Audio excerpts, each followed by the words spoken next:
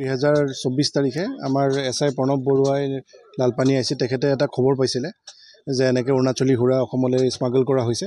চ' accordingly সেইটো গাড়ী এখন ট্ৰাক এখন তেওঁ চিজ কৰিছিলে। তাতে প্ৰায় 340 কাৰ্টুন অৰুণাচলী মদ আছিলে আৰু 4জন ব্যক্তি কৰায়ত্ব হৈছিলে। তো পৰৱৰ্তী সময়ত এটা কেছ ৰেজিষ্টাৰ কৰি তেওঁলোকক জেল হাজতলৈ প্ৰেৰণ কৰা হ'ল আৰু কোৰ্টৰ নিৰ্দেশ মতে এইখিনি ডিষ্ট্ৰাকশ্যন কৰা হৈছে। অলমষ্ট 11,000 বটলছ আৰু ইয়াৰ মূল্য প্ৰায় 8.5 লাখ টকা। চ' এইটো এটা মেচিভ এমাউণ্টত আজি ডিষ্ট্ৰাকশ্যন কৰা হৈছে আৰু আমি ইয়াৰ থ্ৰুদি জনাব বিচাৰোঁ যে যিসকলে অৰুণাচলী সুৰাৰ ব্যৱসায়ত ইলিগেলি লিপ্ত হৈ আছে তেওঁলোকক আমি ৱাৰ্ণিং দিব বিচাৰিছোঁ এনেকুৱা ধৰণৰ কাৰ্যৰ পৰা তেওঁলোকে যাতে দূৰত থাকে, কাৰণ যোনে এনেকৈ আমি খবৰ পাওঁ আমি একশ্যন ল'ম আৰু এনেকুৱা বস্তু আমি চলিবলৈ নিদিওঁ। আমি তাকে আজি আমি এটা মানে এৱেৰনেছো এইটো কৰিব বিচাৰিছোঁ ইয়াৰ ধৰণে যে নৱপ্ৰজন্মক যাতে এনেকুৱা ধৰণৰ বস্তুৰ পৰা দূৰত থাকে আৰু শিক্ষা আৰু কালচাৰৰ প্ৰতি যাতে বেছি আকৃষ্ট হয়।